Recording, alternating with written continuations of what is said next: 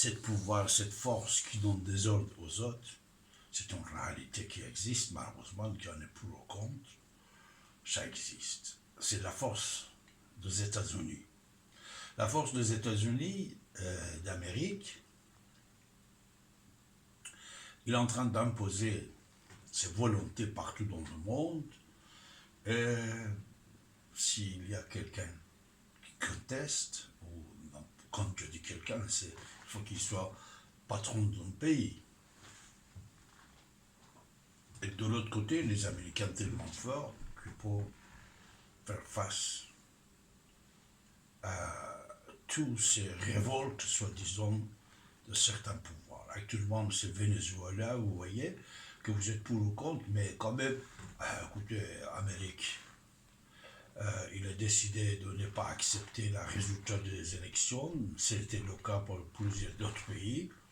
Et il dit non, ils ont triché. Ils ont triché. Ça, c'était fait pour plusieurs pays. Une dizaine de pays, ils ont fait des élections. Et c'est tout à fait normal. De temps en temps, c'est normal, puisque celui qui tient le pouvoir, il fait des élections en sa faveur. Il a le ministère de l'Intérieur, le comptage des voix et tout ça. De l'autre côté, les yeux fermés, les Américains ils disent vous avez triché.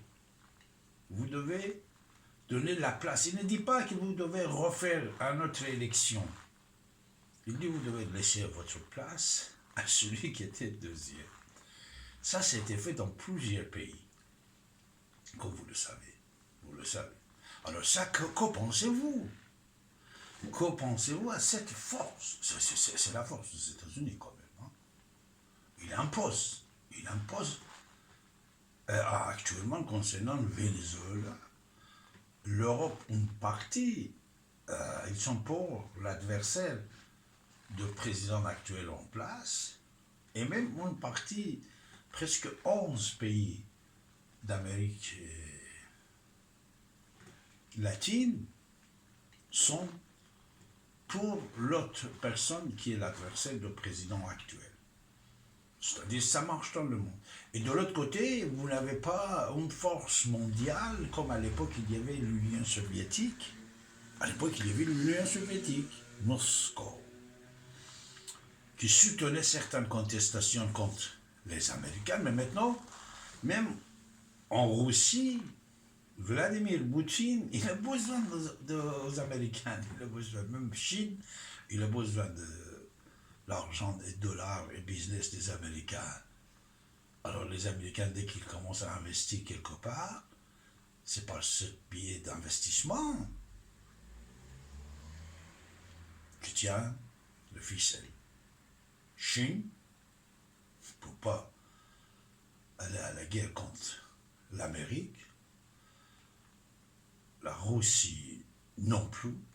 Poutine, il a besoin de voir des élections et je ne sais pas quoi. Ils sont copains en cachette. Mais de temps en temps, ils crient contre un et l'autre, mais ils sont copains. Mondialisation, c'est ça. C'est le pouvoir mondial. Il est presque en place.